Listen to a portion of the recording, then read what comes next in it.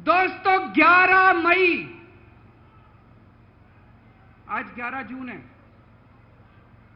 आज से एक महीने पहले 11 मई को देश की सर्वोच्च अदालत, सबसे बड़ी अदालत सुप्रीम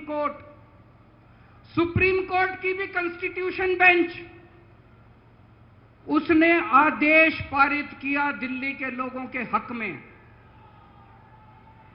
और उसके 8 दिन के बाद, एक हफ्ते के बाद 19 मई को देश के प्रधानमंत्री ने सुप्रीम कोर्ट के आदेश को खारिज कर दिया। दोस्तों, देश की सबसे बड़ी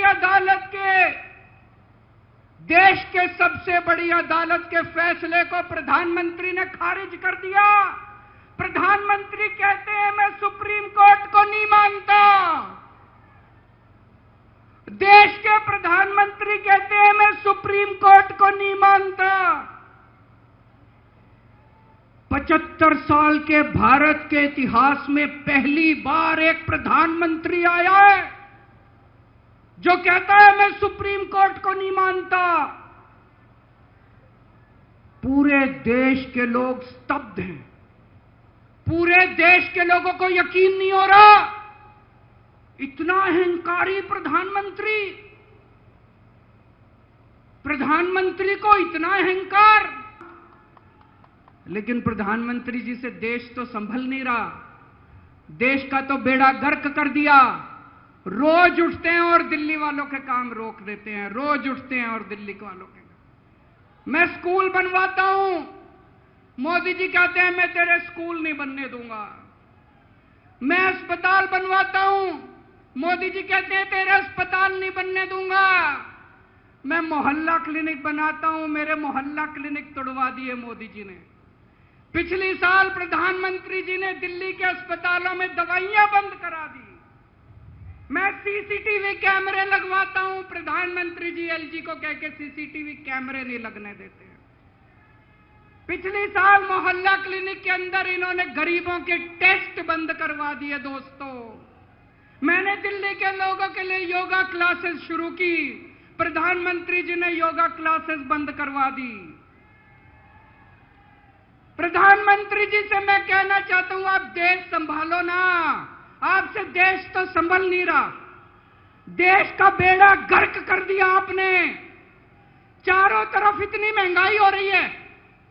पेट्रोल 100 रुपए लीटर पहुंच गया, डीजल 90 रुपए लीटर पहुंच गया, दूध महंगा हो गया, सब्जियां महंगी हो गई, एलपीजी का सिलेंडर 1000 रुपए के ऊपर हो गया।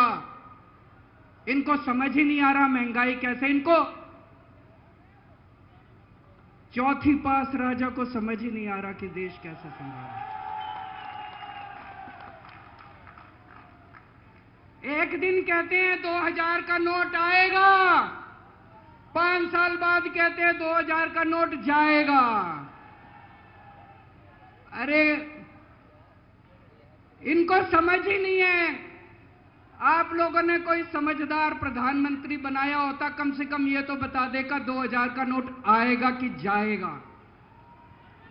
चारों तरफ बेरोजगारी फैली हुई है। इनको समझ ही नहीं आ रहा बेरोजगारी कैसे दूर करें। चारों तरफ भ्रष्टाचार फैला हुआ है। इनको समझ ही नहीं आ रहा भ्रष्टाचार दूर कैसे करें।